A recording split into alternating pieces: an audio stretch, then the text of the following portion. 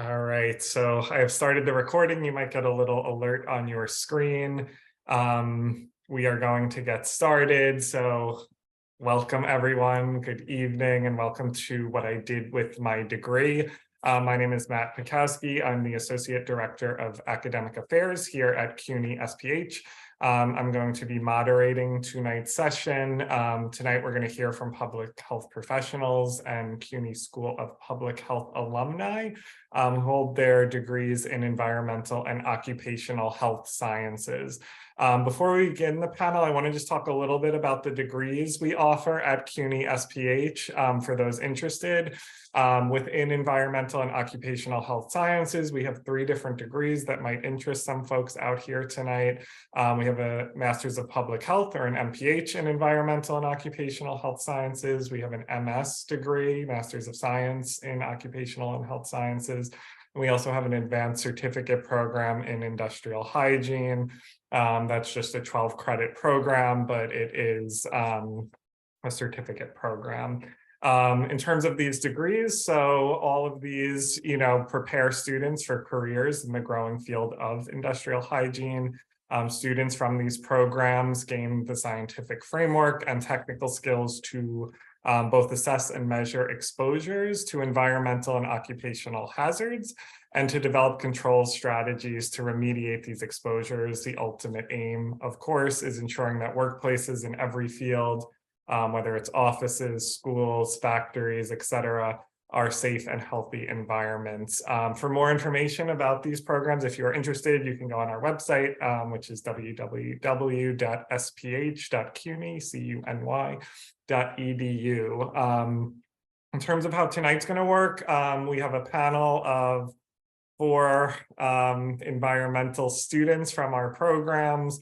Alumni. I will have some moderated questions for our panelists, followed by a Q&A, where those of you joining us tonight can ask questions as well.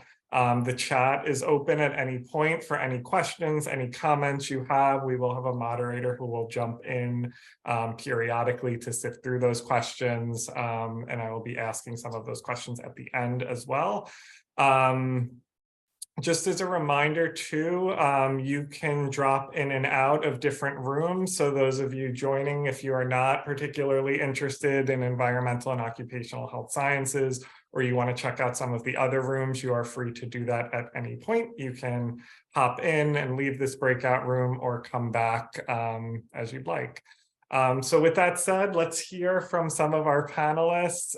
Each panelist is going to just briefly introduce themselves, explain their daily responsibilities in their current roles. So I'm going to turn it over first to Ms. Bailey, who is joining us. If you can let us know your name, your degree, the year you graduated with us, and then a little bit about your work, right? Your job title and description. Hi, everyone. My name is Zaija Bailey. I graduated from the CUNY School of Public Health in December of 2020 with a Master of Public Health, a concentration in environmental and occupational health sciences. And currently I am an analyst on the environmental health and safety team at JetBlue. So pretty much my day-to-day is just supporting the environmental health team and the safety team to reduce any environmental and occupational health liabilities that may occur. There are laws that aviation companies do have to adhere to, so making sure that we're adhering to laws set by certain agencies, making sure that our workers are safe, collecting data, data visualization. I feel like I do it all, but pretty much trying to make sure that not only are we protecting our workers, but that JetBlue is remaining a sustainable company and doesn't pollute the environment. But that's some of my responsibilities. Thank you so much. I actually just got an email from JetBlue about flights to Paris, so I am very glad you are on the team, making sure those flights are safe and the workplace is safe. Moose, I am going to turn it over to you if you can just give us a quick introduction. Sure, yeah. So my name is Mustafa Ali. I do go by Moose, and it is on my business cards. I'm a graduate of CUNY Public Health from 2015. So actually CUNY SPH didn't exist at the time. It started the year after. So I'm probably one of the elders in this chat. but I did graduate with the MPH in environmental and occupational health sciences. Right now, I work as a director of risk and analytics within the Office of Emergency Preparedness and Response at DOH. So at NYC DOH, New York City Department of Health. So I'm always on call, always responding for the next sort of emerging disease or pandemic that, is around the corner. But my primary day-to-day role is to work on sort of infrastructure resilience and development for our various systems that are used across the agency. For some of you may have seen the Vax app. So our agency was involved in that if you were getting your COVID vaccines through that system. But there are various other programs that I'm involved in, particularly within the agency, that are involving data in terms of work groups and interagency panels as well, where I work with New York City Emergency Management and various other groups as a data representative for my division. So yeah, my day-to-day is actually a lot of policy writing, not so much the analytics that Ms. Bailey works on these days. I kind of wish I went back to that, but these days I'm more just writing emails and sort of saying, hey, we should do things this way or that way versus actually running the code or running the analytics. Thank you. That's great. Thank you so much. Yeah. And for those interested, we, prior to 2016, as Moose alluded to, that was when our programs, became consolidated within CUNY as the School of Public Health in Harlem. Prior to that, we did exist, but it was out of like a consortial model. So we had the School of Public Health at Hunter and at Brooklyn and at Lehman and the Graduate Center. So Moose was with Hunter, and then, 2016, they all kind of came together under this one model that we see today. So Aboud, if we can turn over to you. Yeah, hi everyone. My name is Aboud Ezzedine. I graduated in January 2022 with a Master of Public Health in Environmental and Occupational Health Sciences. I currently work as a fellow on an assignment with the Department of Energy's Energy Efficiency and Renewable Energy Office. It's a contractor type role. It's administered through an organization called ORISE, and they have a science technology policy program. So I'm not a federal employee, but I do work alongside federal employees and other fellows and contractors from different organizations. And my work mainly involves program evaluation and research in public health, equity, clean energy. It's kind of a mixed bag as well, performing literature reviews, reviewing funding applications, strategizing equity data reporting for accountability, improving, just working on helping to improve the funding application process. So I typically divide my work hours between working on the literature reviews, writing about existing literature on the public health implications of clean energy, attending, stakeholder engagement meetings, clean energy prizes. Every couple of months, I help review a handful of applications for funding, and I also help to co-lead a data metrics evaluation team that's working to centralize and standardize the data reporting on the equity aspects of project funding across the different programs in the Office of Energy Efficiency and Renewable Energy. So I'm really grateful for the opportunity to kind of help and work towards maybe laying some of the foundations for some of the systemic changes. So it's a really great experience. Great, thank you so much. And last but not least, we have Edisola. If you want to introduce yourself, tell us a little bit about what you do. Hi, my name is Adeshola Adewale. I graduated in the fall of December 2021, environmental and occupational health science concentration. I'm currently working in Catholic Charity of Brooklyn and Queens. I am the benefits coordinator. I oversee about 5 clinics. My job entails that I ensure that the patients or clients is actually an outpatient clinic, and ensure that the patients are in the program, they have their program as scheduled for therapy session, medication section, and ensure that they are in their program. As you can see, the public health emergency on mental health, relating to mental health in our subways. So we ensure that the clients are in the service so as to reduce the mental health breakdown. So, and also, I also work in the area of psychosocial that are related to the clients by looking for resources for them to ensure that those that are homeless, they get housing, those that are uninsured, they have the insurance, and then they have access to their health, to the health care that will reduce the mental health breakdown and reduce the public health emergency in New York City. Great, thank you so much. So those are our panelists for the evening. I'm going to ask questions to each of these members. As a reminder, you can put questions in the chat. At the end of the evening, we will get to those as well. So feel free to do that at any stage.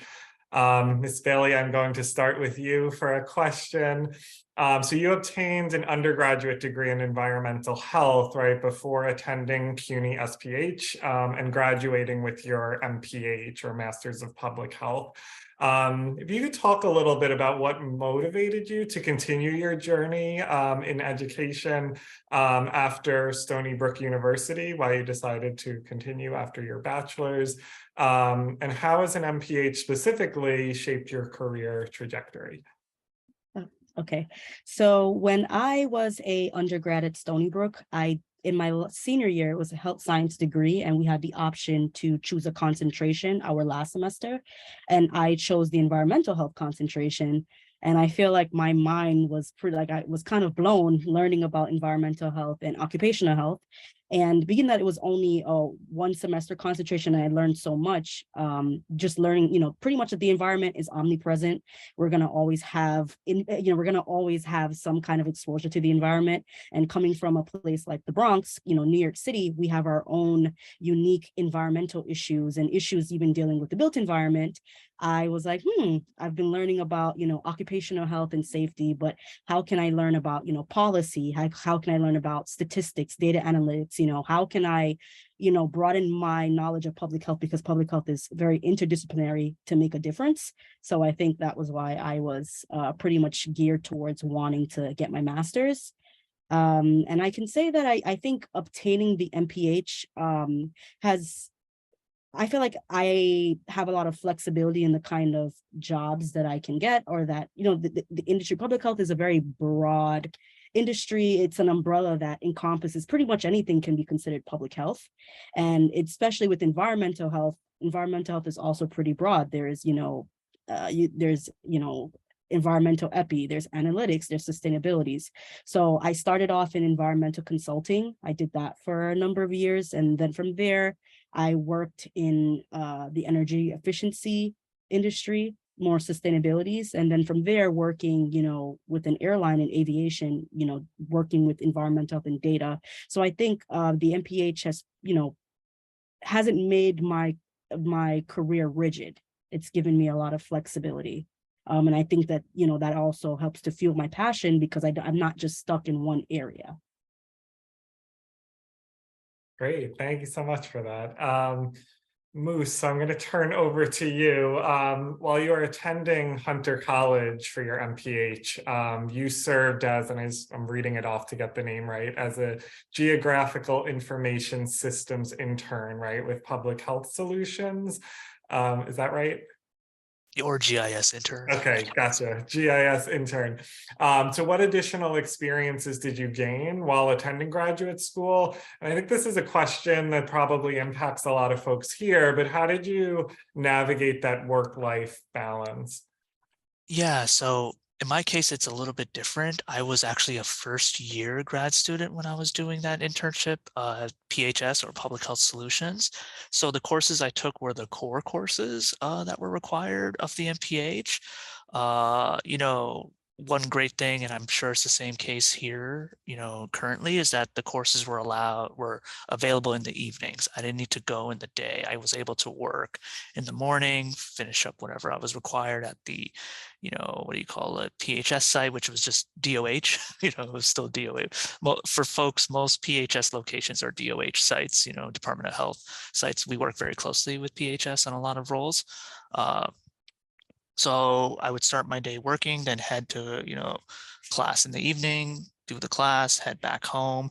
Because these were a lot of core courses, my days were pretty, packed. You'd have your work in the morning, your courses in the evening, and then you didn't really have much at 8:30 to do unless you were that type of person to head out or party or whatever. I was not, so I was able to, head back home and get some rest and restart the day. So work-life balance could be challenging, even for those who are like third year or like late term or whatever the term is for like ending their sort of like semester, like near the capstone / thesis component. It can be difficult, but I believe if in New York City is one of those places where I think it's also manageable. You do have access to a lot of ways to get to work, and there's a lot more flexibility now with hybrid schedules. I didn't have that option back then, but these days now those options are available to sort of manage, work and life and school. And I would highly recommend doing that, as in don't give up an internship for a course necessarily. I would say take the course at a time where it doesn't conflict with the internship, because you'll gain quite a lot of experience in both the internship and the coursework that you're taking. I think you may have asked what specific sort of experiences sort of influence. Sorry if I had missed something. I just wanted to make sure. Yeah, no, I mean, like, what would you say there were any specific experiences, I would say, during maybe that internship that supplemented the coursework as well? Yeah, I mean, GIS, that was a thing. GIS is much bigger now at CUNY SPH. It wasn't as big, back then, but Hunter College had a lot of GIS component, like coursework already. It already had a certificate program. So learning it on the job while learning it in school, it created like a synergy where I kept improving my skills throughout the, duration of the internship. So definitely that was a major, benefit. And I would say internships help you sort of focus towards what electives you want to end up taking, to finish your degree. It's a very, sort of synergistic experience to do both at the same Yeah. time. Yeah, and I think it might just be because I work in academic advising at this school, but this is kind of at the forefront of my mind with students often, which is, how many Yeah. classes is reasonable. And I think what you said Yeah. is totally right, where we offer that flexibility. So those of you who, you could do just 3 or 6 credits or 9 credits a semester, you have up until 5 years to earn the degree.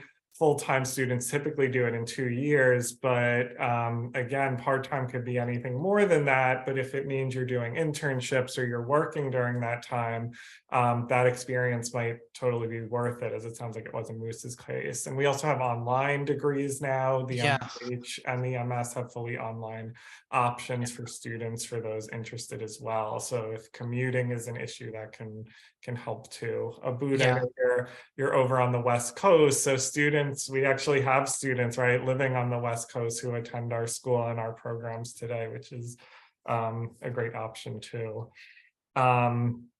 Thank you so much for that. Abud, I'm going to turn over to you. So as a 2022 graduate of CUNY SPH, congratulations, it was recent. How would you describe your graduate school experience? In what ways did the program specifically prepare you for your current position?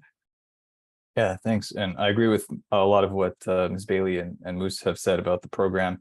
My current position is heavily interdisciplinary and project-based, and my background before graduate school was focused in biology. So graduate school at CUNY SPH, it really helped me prepare for the breadth of my current role, and especially with the core curriculum and quantitative, qualitative aspects of public health. So a few examples of valuable experiences were the use of GIS at CUNY SPH in the coursework and in field work potentially, to look at cumulative impacts in communities, like the use of open-ended questioning and learning how coding and analysis of interviews kind of works, and just the self-directed nature of the fieldwork in capstone. So the mentorship I received during my capstone and in my studies was also really valuable. Yeah, currently the teams I work with grapple with a lot of challenges related to evaluating cumulative impacts of clean energy and climate-related funding on communities. So kind of just being familiar with how some of the mapping tools can be optimized is a big part of that work. And even though I don't use GIS directly, it's good. It's helpful to have that background, and the tools are always being updated and improved So that's something that I'd like to continue to be involved in. Also, as far as open-ended interviewing and engaging stakeholders, a lot of the colleagues that I work with and I advocate for kind of like a bi-directional flow of information between communities and the government. So there's a lot of opportunity, like events that are created for feedback from communities and on how funding applications can be improved, and to get the thoughts and responses of community members on the funding process. Yeah, lastly, I have a mentor currently who provides me with some guidance occasionally, and there's a lot of opportunities to learn, since the program is meant to be educational, but for the most part, I function like any other employee. So that's where kind of like just having that self-directed work from the capstone and field work was really valuable. My field work at New York City Department of City Planning during my time at CUNY SPH was really helpful. It allowed me to get a flavor for the unpredictable nature of some of the government work and some of the exciting opportunities in public health related research and planning. So also just the familiarity with some of the public health language. There's a lot of reading involved in my current role, just to familiarize myself with the different funding opportunity announcements and executive orders that shape the way clean energy funding is allocated. So yeah, it was really helpful, valuable experience that kind of broadened my skills. Yeah, great. If there are any like current or prospective students in the room, you might want to look at some of the electives. I think Glenn Johnson and Andrew Morocco are often running these GIS courses, which might be of interest to some of you. And there's been some, talk of field work. If those of you, in the room today aren't sure what that is, our MPH programs, all of them, not just in environmental, but any MPH program at the school does require a course that's a supervised field work experience, where you are working out in the field, you are applying the competencies that you're learning in your program out in the field in some capacity. So Moose was saying he couldn't do it his first year because, you haven't learned those skills from the classroom yet to apply, but he was still able to secure an internship, which is great.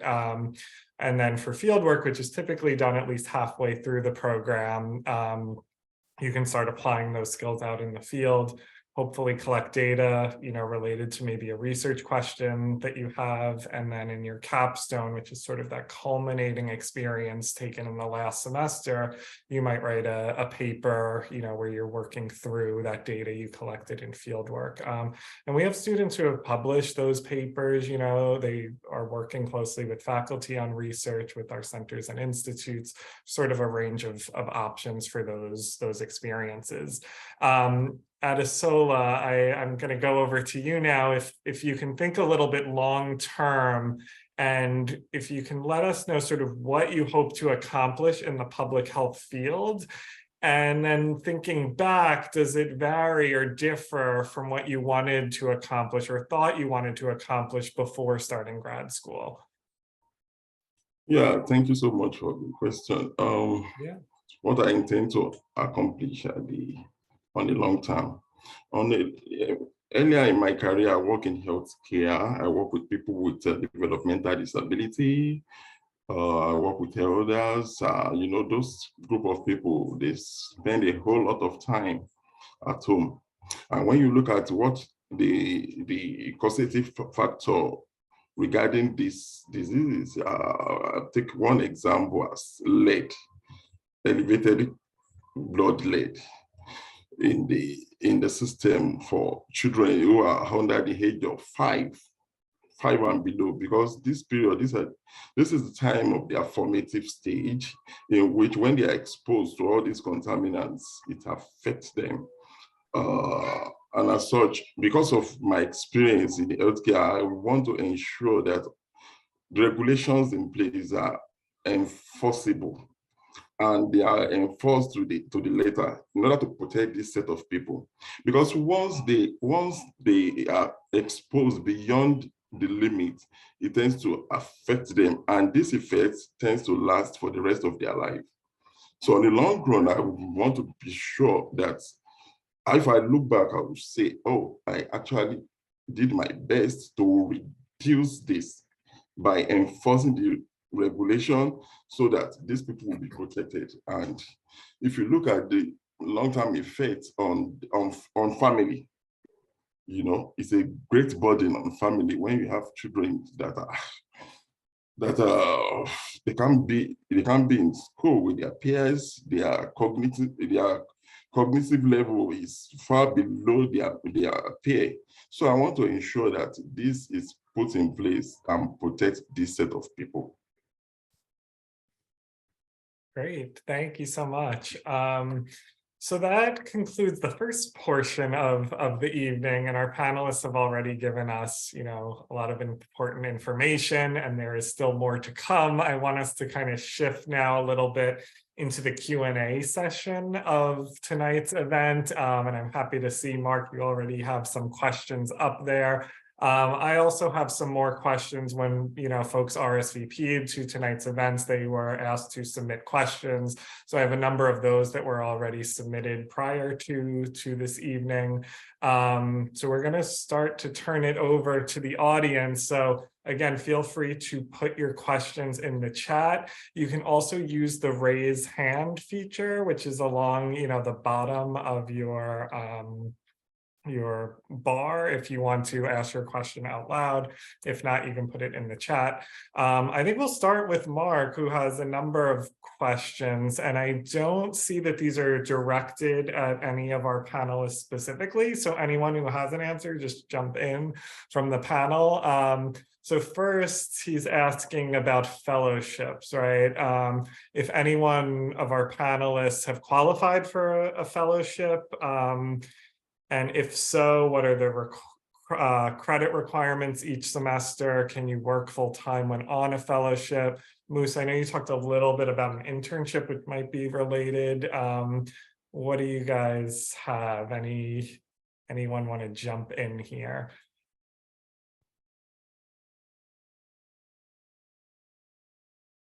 Well, I just wanted to mention that I think the types of fellowships can vary broadly, and so it can be a little bit of like a confusing term. But so like some of them might be more internship style, and while others are more like contractor type roles. So so in my experience, you know, the fellowship that I applied for and currently have, it was following graduation, and it functions more as a contractor type position. And I don't think that, I mean, you could work in the evenings, but yeah, it would be heavy, but it's doable. Yeah. Anyone else want to chime in on that? I mean, I might also add, I think that's a good point about, you know, what a fellowship actually is could differ. You know, I would also point prospective students to, and current students, of course, to our career services office, which can be very helpful in, you know, helping you find internships, fellowships, etc.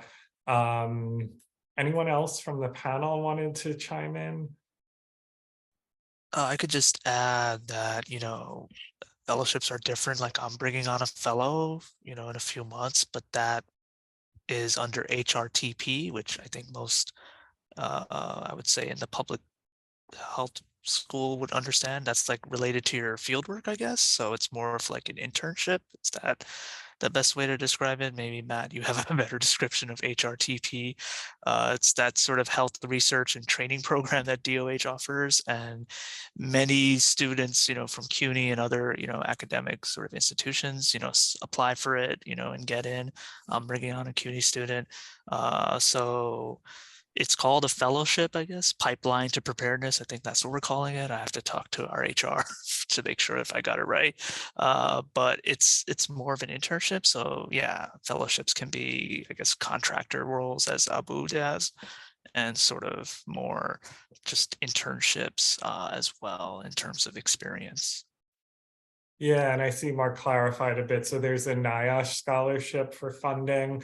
Mark, we could also talk offline. You might want to chat with one of our professors, Dr. Brian Pavlonis, who really works with students on those scholarships and funding opportunities, he would be a great contact. Again, his name's Brian Pavlonis. You can find his contact info on our website under the faculty directory. I know students, obviously in the MS, a number who are on that fellowship, and many of them are doing usually between 6 or 9 credits. It can vary, semester to semester.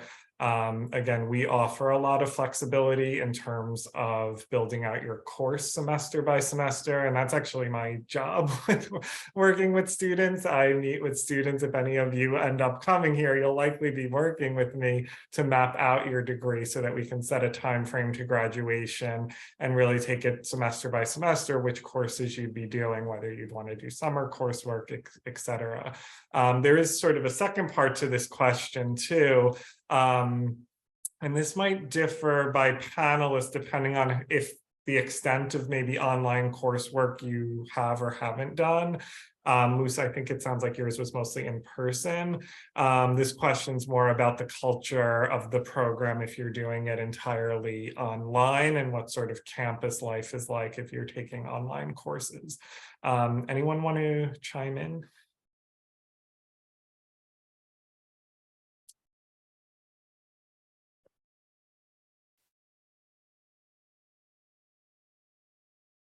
Abood, since you're the most recent graduate, I assume you were here post-pandemic if you graduated 2022.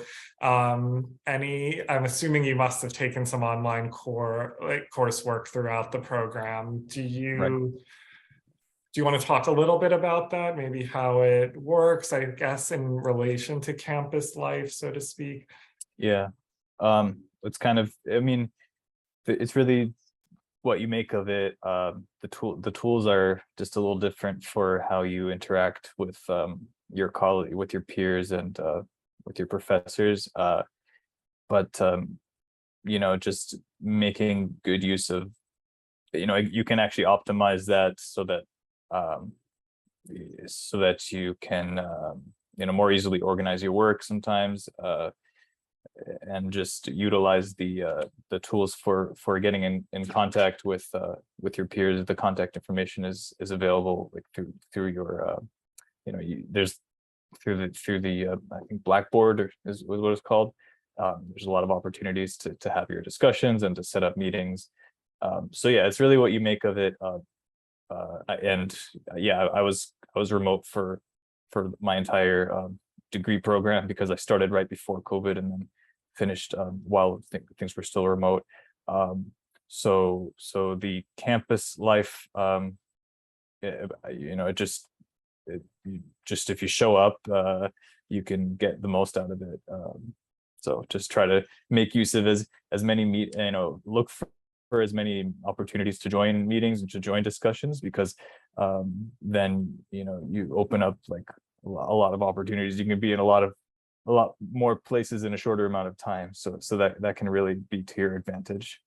Yeah, and I would add too, within like our core coursework, there are a number of, competencies that are prescribed by our accrediting body, CEF, the Council of Education on Public Health, that really require students leaving our programs to have collaborative experiences throughout their program. So even online within the curriculum, there are like group projects where you'll be working with other folks throughout MPH programs across the school. And that's really designed into the program, even if you are in an online program. We also have, student clubs and student governance. So there are lots of opportunities for students. But again, I think, maybe part of the trade-off of offering such flexibility is we do lose a bit of that cohort model, right? So the students you start with might not necessarily be the students you graduate with, because some students might finish in 2 years, some might finish in 3 or 3.5. Usually that's kind of the average.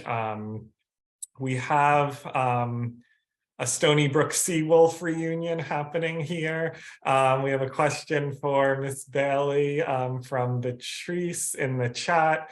If you could talk a little bit about how you found your position at JetBlue. I'm interested in this as well.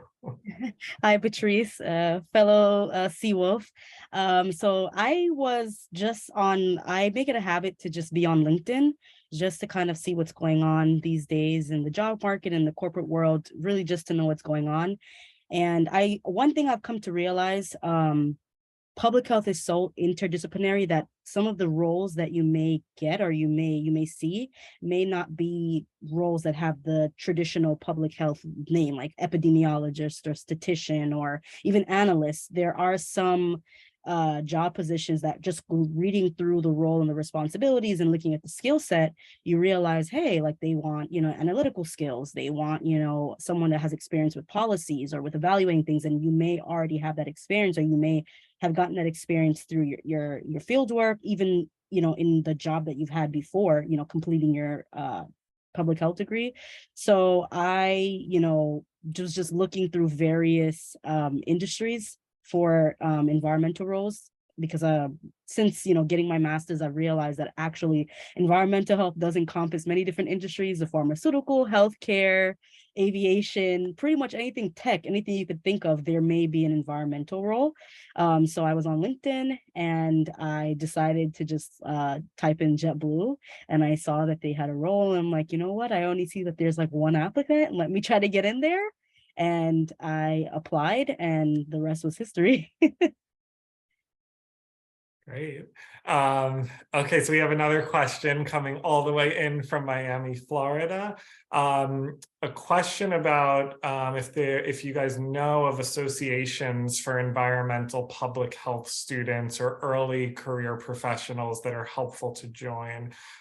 So this is from Alexandra, who is currently part of an environmental group within APHA, but is wondering if there are any others that might be good for a working professional.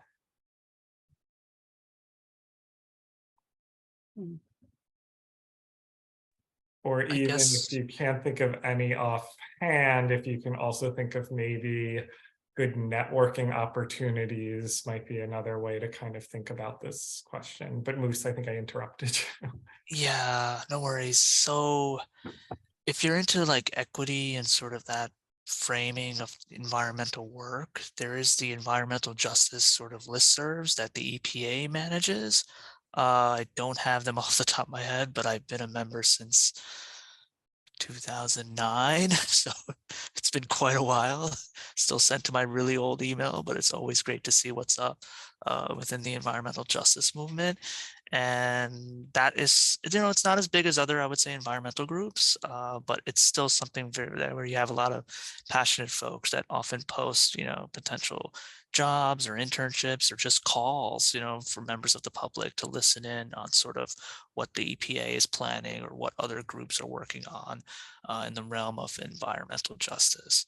I can follow up, maybe with you, Matt, on the actual listserv name, and it can be disseminated, but that's sort of something that folks can join. Another thing I would recommend folks joining, if you like GIS, there are a lot of GIS groups out there. It's often GIS goes hand in hand with environment. I think both Abood and Miss Bailey have experience with that. So, it's something that often goes hand in hand with environmental work or environmental and occupational health. It may not be everyone's cup of tea, but it's something that, folks can explore. I mean, that's how I discovered GIS by accident, have liked it ever since, even though, again, I don't do it as much as I used to, but it was a way to just keep progressing my career and networking and meeting people. And New York City has a pretty strong GIS core. A lot of agencies here use GIS regularly. City planning, I think Abood mentioned that. Department of Health uses GIS heavily. New York City Emergency Management, I would argue probably every city agency uses GIS in some way, shape, or form. But not every agency is environmentally focused. For example, DEP, of course, way more than other agencies. But yeah, it's definitely another sort of pathway for folks to explore in terms of networking and joining groups. Yeah, great. Anyone else at Asola? Anything you can think of with trying to think either professional development or networking recommendations that might be helpful for some folks moving into EOHS? Actually, she's in the right place. APHA, that's a very good. They have different groups. If you can explore into the different groups, join different groups, and then try to connect with people. Once you connect with people, they can put you through. It may be difficult. Some of them, due to their work schedule, they may not answer you immediately, right? But keep asking, keep linking with people. You will be able to see more groups, and then ask them if they have any idea of any other group that you may join to. They may introduce some to you. You are in the right place. It's a very wide group, APHA. Yeah, and our school is pretty heavily involved with APHA. There are like opportunities through both our GSGA, which is our Student Governance Association, and the departmental budgets, where students can go to conferences and even present, research and posters and work at these types of conferences, which I think is a good or great opportunity as well. I want to turn to some of the questions that we got, submitted ahead of time. And I'll try to, point them to different folks in the room. Before I do that, actually, Ellison, you have your hand raised. I'm going to, if you can unmute yourself, it sounds like you have a question. Feel free to shout it out. Okay, can you hear me? Yep. Perfect. Yeah, so I actually asked a question, but I think it was sort of poorly framed. Did I not see it? I'm sorry. Maybe not. Maybe it didn't come through. Yeah, I don't see it on my end, but you can, let Okay, us great. know here. That's excellent, because it wasn't very well put together. But essentially, one thing that I've been curious about, I'm kind of coming up on field work now on the MPH program, and kind of reframing my CV to be a little bit more data oriented, and just I have an art history undergraduate degree, which doesn't really scream data skills, even though I'm taking biostatistics and done GIS. So I just was curious, what kinds of things or opportunities you would recommend, or even courses to kind of highlight those skill sets, sort of looking forward for career opportunities. Yeah, that's a great question. Anyone want to chime in from the panel? Either with maybe specific courses or other opportunities that might, bolster those skills as someone's moving into field work. Yeah, you may want to try using this Coursera. The Coursera is a very good group that you can join. You see, in Coursera, there are some skills. You see, this Excel you see, you need to. There are so many things you can do with Excel. Once you go into the Coursera, you can join data analyst. There is a data analyst portion of it. It's so wide, whichever one you want. And then there's another thing I want to tell you. CUNY has a lot of courses that will prepare you, like a foundation for you to have these skill sets. Like, we have an elective program called HAR, Introduction to HAR. It's very good. If you can do that course, you will use it later in life, because there are some job requirements that require that you have some skill sets into HAR, SQ HAR. It's another skill set that you can build while you are still in school. They will be so useful for you. Yeah, great. I guess I'll chime in as well. I would definitely say even making like a GitHub portfolio. That's something that I did when I was taking a R and stats class. That was one component where we had to create a GitHub portfolio. And from what I've seen from people transitioning from different fields into data analytics, sometimes, yes, you can go like and do Coursera, you can do Udemy, you can do courses on LinkedIn, but also just having your portfolio, that's available, that recruiters, anyone can go and see any kind of things that you've put together, any projects you've done. It kind of can help to show your skill set and how you've advanced your skill set as well. So that's something that once you have it built out, you can put it on your resume, or if you are applying for a specific position and they're asking for you to show that you're competent, you can say, oh, might go to your GitHub. And I think it would be good practice for you. And again, GitHub is pretty popular, and there are a lot of different areas on GitHub. There are a lot of data sets. So I think if you do have a GitHub portfolio, that's a good way also to attract recruiters and just to show your skill set. Yeah, that's a great one. Anyone else? Trying to think too. I mean, those who Moose, you unmuted. What are you thinking? Yeah, I just wanted to ask, sorry, I think I forgot your name. Who's asking? Ellison. Okay, yeah. Was there a specific, I guess, topic that you wanted to explore? Because data analytics, as both have mentioned, really spans the gambit of different concentrations. Was there a sort Yeah, of I got into GIS. I took Okay. Dr. Morocco's course, Oh yeah. and I loved it, but I felt like, I didn't know SQL. I didn't really know R. I'm taking R now and struggling through it. So the GitHub, that's great. I thank you both for the advice. It's really helpful. But yeah, I think GIS was kind of, I just thought it was so cool. So, but I was so new to it that I feel like I don't know what I'm doing. So, or what to do next. So I don't know where that came from. Yeah, so as Adesola and Miss Bailey said, SQL and R are pretty powerful tools that you could leverage. Within GIS, Python is the primary programming language that's used these days. So that's another sort of programming language you could explore.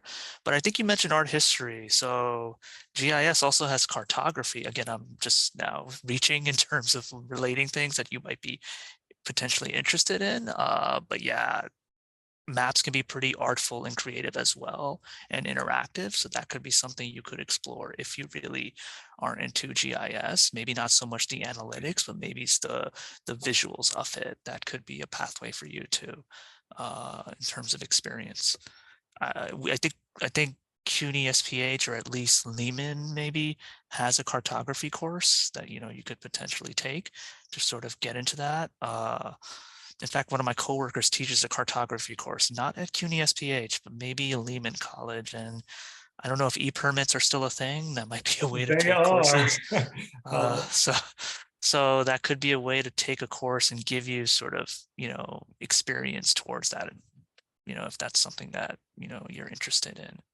Yeah, and I think this is a question that's likely relevant to anyone in the room who might be a prospective student as well as the current students in the room, because within the MPH and EOHS, I don't know what it was when you were in the program. Moose, today you have 6 credits of electives. It's a 42 credit program in total, which might be a little bit lower than when you had taken it.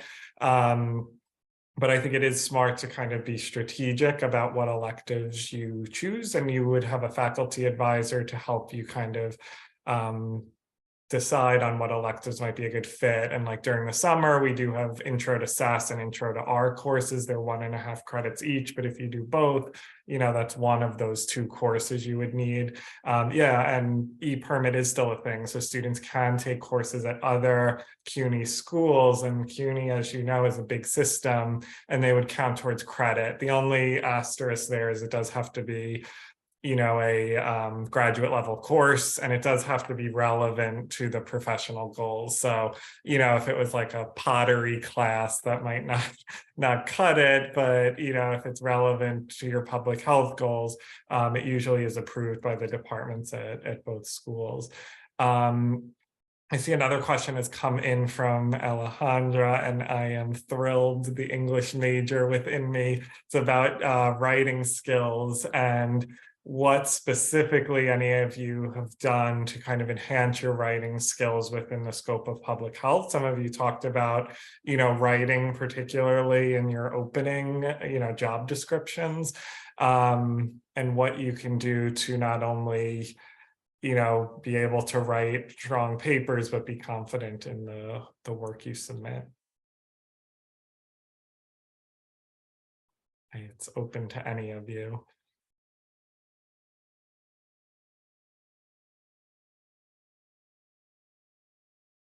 I mean, I've been commenting, I think, too much on this. I'm hoping others can chime in before I do. Food, we haven't heard from you, but I think you in a couple of questions, but I think you did mention, right, that writing sounded like it was a pretty important part of your current job description. Is that right? Yeah, it's a good question. I think just write and review and have other people review your work and get lots of feedback from, especially during, like, if you're a student, from your faculty sponsor, or like capstone advisor. Like, just try to pass things back and forth as much as you can to really get their feedback and advice on how things can be improved. And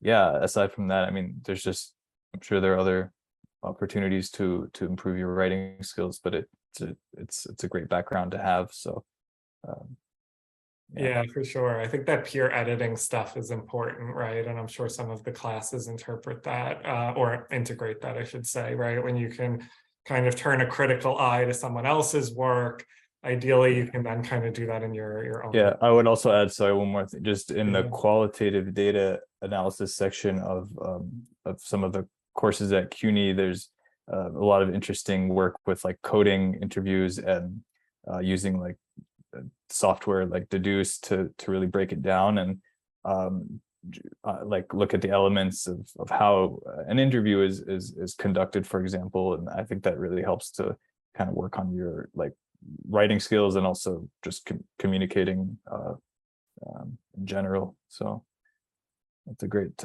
course or program to use. Yeah. Anyone else want to add? Moose, I think you were going to say something earlier. Yeah, I mean, these days I do write a lot more. In my case, I was lucky to have a supervisor that was very supportive, to sort of look at, I transitioned from, like, an analyst that would sort of do a lot of, like, numbers and visuals and, maps, to sort of just writing about all those things, interpretations, suggestions, and, next steps.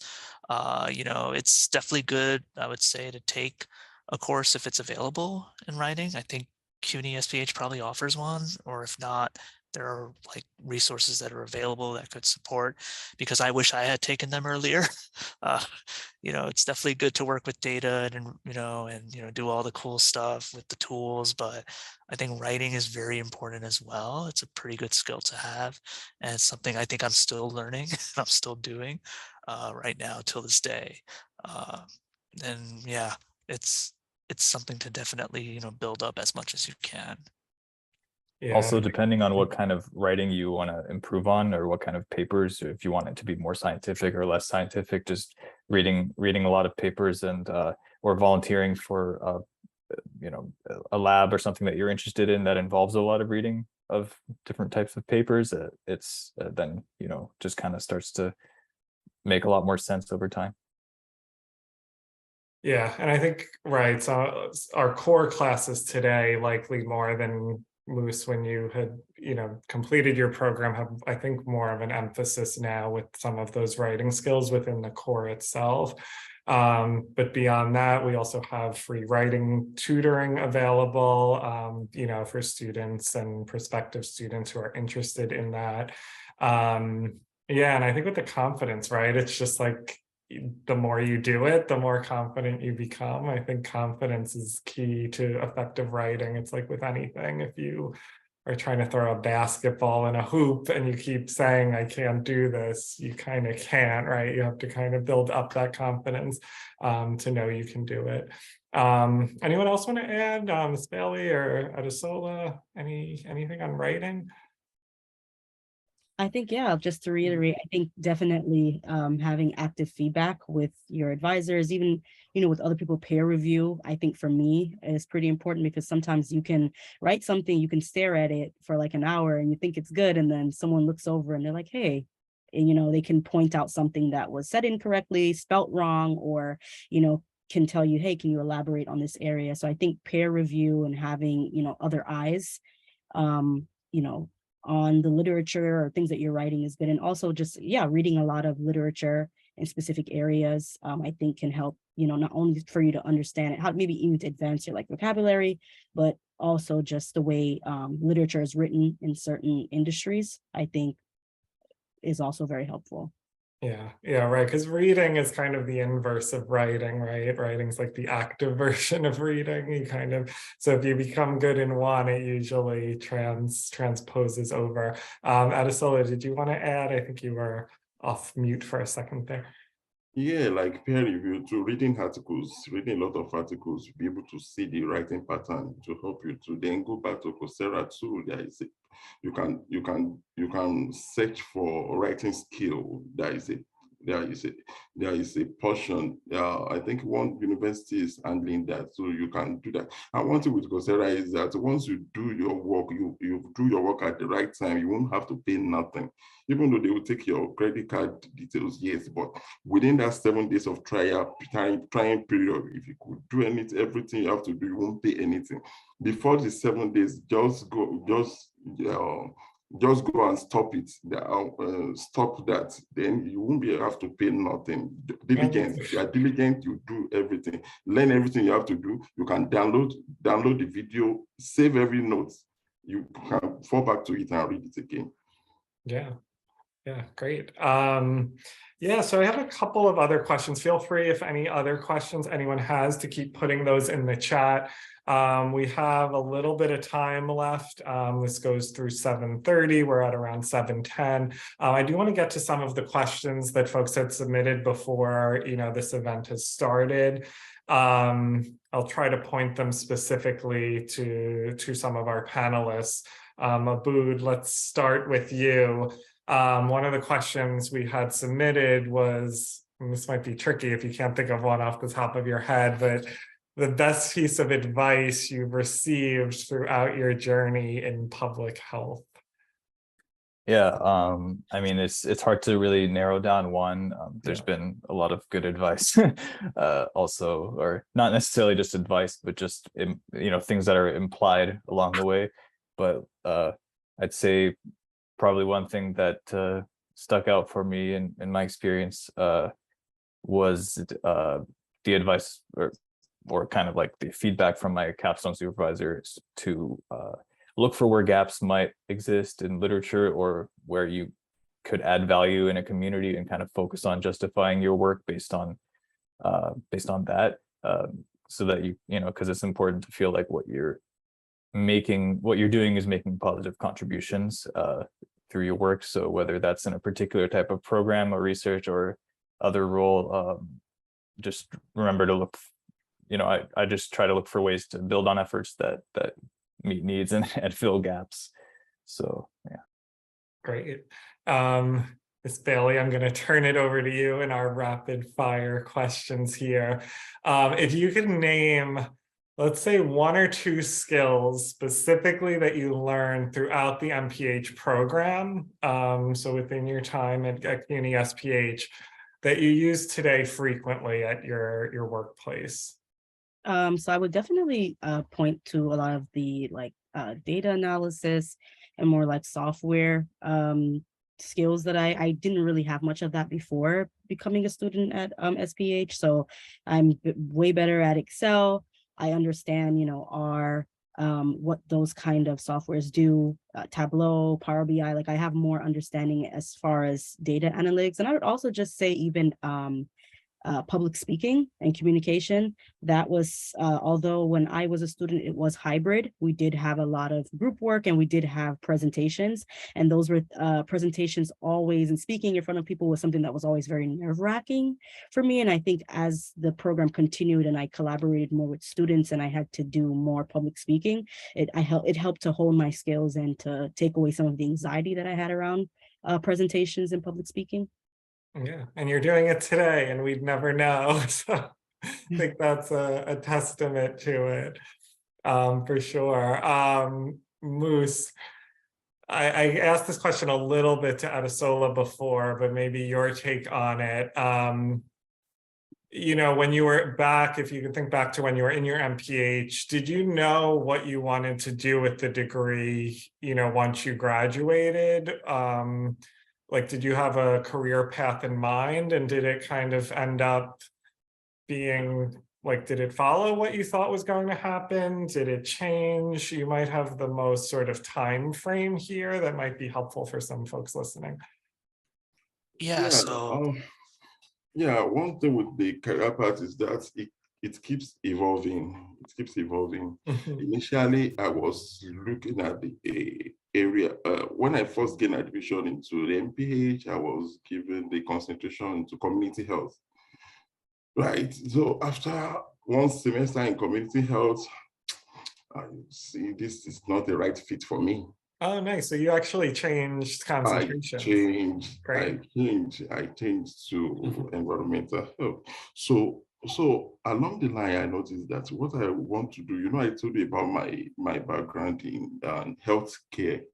So there is an urgent need to address this issue of contaminants among kids, because I work with people with developmental disability. All these problems can be averted by following through the regulation and enforcing it, like asthma. Some of them are avoidable by not living in a house with contaminants, carbon monoxide, mold in the house.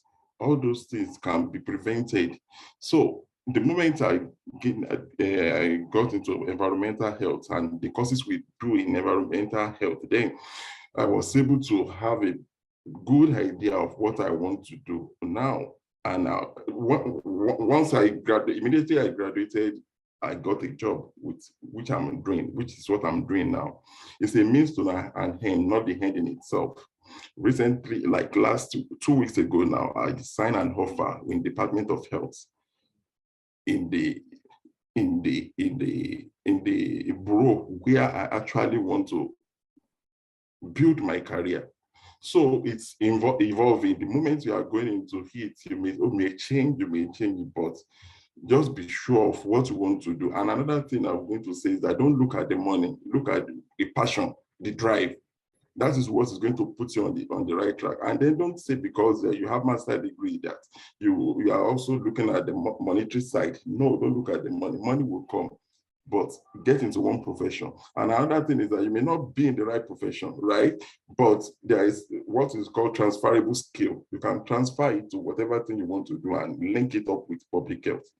So it's evolving. Once you get it, go for it.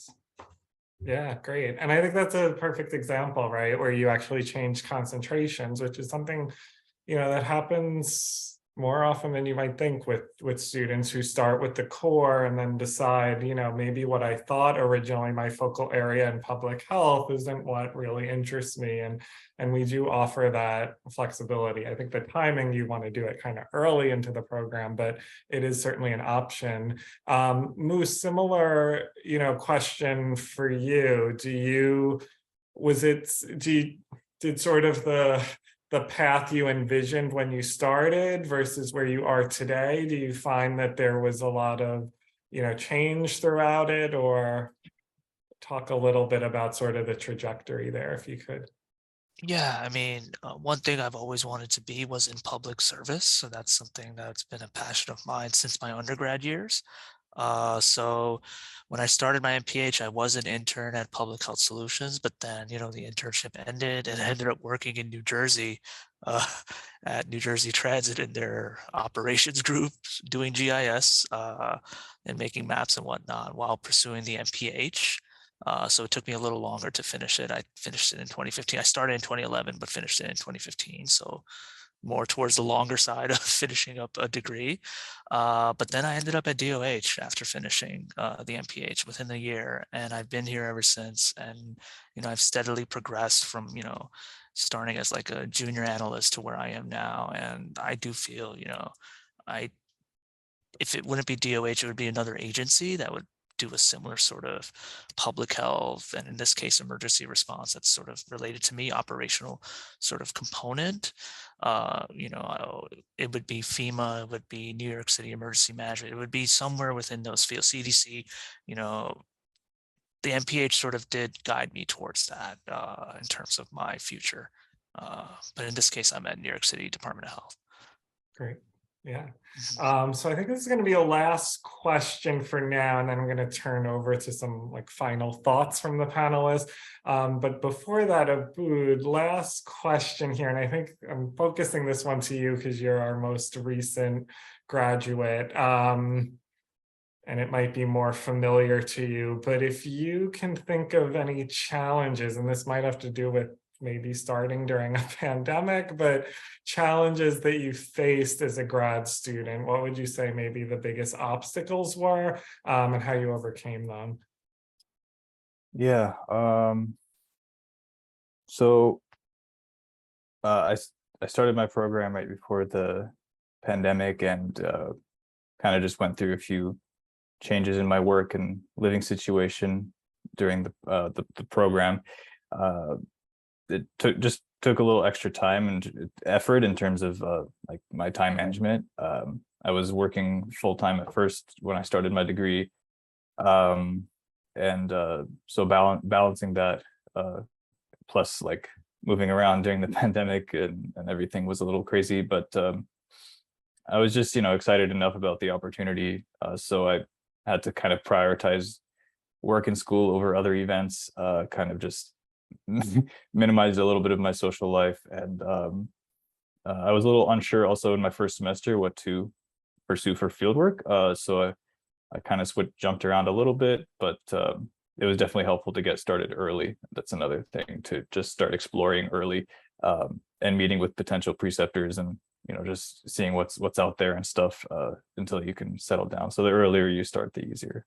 Yeah, that's great advice. I think, we have an office, the Office of Experiential Learning, that kind of helps with that, the facilitation of that, at least early on. So I think meeting with them sooner rather than later for any prospective students is always a good idea. So that's sort of it in terms of our questions that we have, and we're coming to an end. This ends in around 10 minutes, but I want to make sure we have some time for our panelists to kind of give some closing thoughts to folks within the room. And I also want to thank our panelists again for their time and insight. We're so appreciative of it. Ms. Bailey, I think we'll start with you. Any kind of concluding thoughts you'd want to share? I would say, at least for me, like when I was a student, the time went really fast, and I was a student during the pandemic. So I would say just try to make the most of your experience at the CUNY School of Public Health. There are a lot of opportunities. There's a lot of areas that you can explore. And if you're interested in something, I would say, just do the research to see what kind of skills you would need. And if that's, watching videos, if that's, taking additional courses, if that's interning, just trying to do research and to get as much experience as you can before you graduate while you have the time, just even to collaborate with other students. That's a good way to learn about other industries, to learn about even, other type of roles in public health. So I would just say collaborating and just, taking your time to just do your research while you're a student still. Great. Thanks so much. Great advice. Moose, what do you have for us? Yeah, I mean, I would say, explore as much as you can, while you're a student. I would say unless you have like a financial or some sort of burden, Finishing on time, I think, is overrated. You know, I would say go for experience versus hitting that last 3 credits, you know, or hitting, what is it, 12 credits full time? I don't even know anymore. Yeah, so full time's 12 it's, credits. The it's 12 total credits. program's Yeah. 42 credits. So any way you get there Yeah. works for us. It just has to be within 5 years. And again, it's Understood. pretty rare for 42 credits that it's going to take 5 years. Like that would be Yeah. like one class a semester, which Yeah. most students are able to make that up during summer or throughout the program. Yeah. So definitely, yeah, explore as much as you can. Try to gain as much experience during this time, you know, and even step out of your comfort zone to, you know, to try something new if you can. If you can't, that's a different story. Some people are just limited in their, you know, scope or their, you know, ability because of other concerns that they have. But if you do have the ability to broaden your horizons, go for it. You know, it's a rewarding program. There's so many people you can connect with, you know, for the duration from your core courses to your graduate to your capstone to even beyond that. If you want to go into PhD land or something, you know, there's a lot that, you know, you could do, you know, while you're a student at CUNY SPH. Great, thank you so much. Abood, any final thoughts? Let us know. Yeah, like what was said, if you're able to just, you know, keep an open mind, don't be afraid to explore the breadth of opportunities. You might find something you didn't know you'd enjoy or thrive in, and reach out to professionals that you're interested in learning more about. Do like informational interviews, ask lots of questions, and figure out what you like, and network, and yeah, just position yourself for success as much as you can in the time, you know, while you're a student. And, you know, obviously, and like, you know, like Moose said, it's the time frame varies for everybody. Yeah, for sure. Adesola, what do you want to say as your final thoughts to our guests?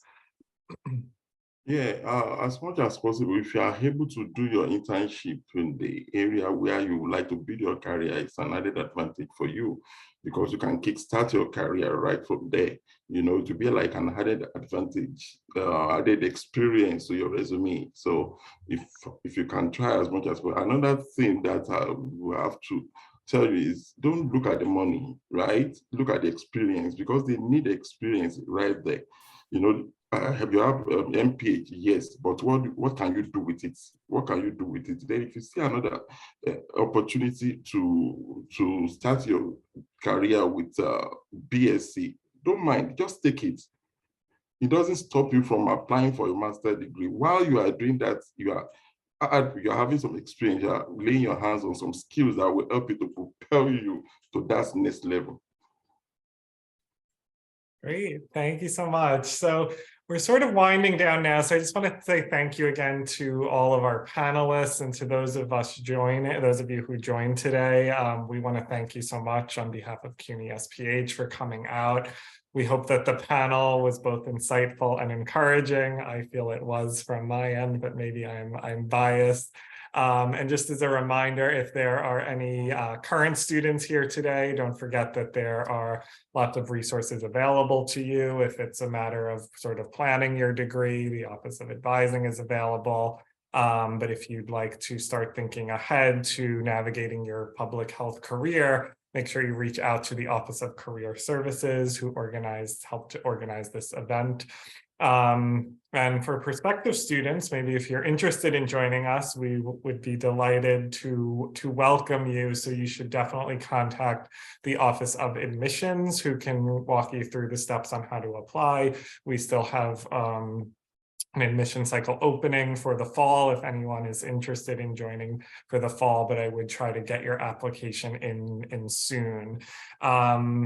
Yeah, so staff are going to be in the main room. If there are any lingering questions or comments, you can stop by in the main room. There's also going to be a brief survey that will pop up as we end this evening. So if you can fill that out, that would be helpful to kind of give us feedback on what we can do better moving forward. So, you know, we hope to see you all at future events, and thank you again.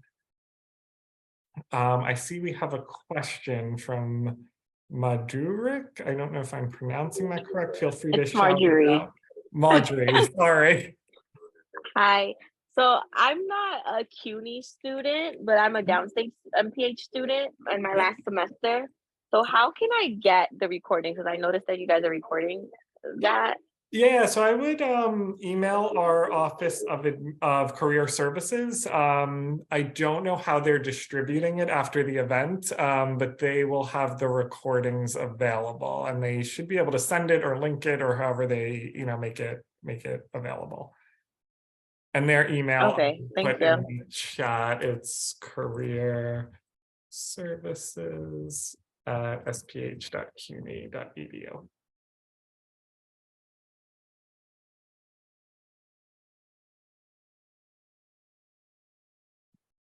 All right. Any other questions anyone has? We do have a couple of minutes if anyone has any other questions. All right, so I think we are good. So thank you again to all the panelists. I'm going to exit back into the main room in case anyone else has questions, but thank you all again so much.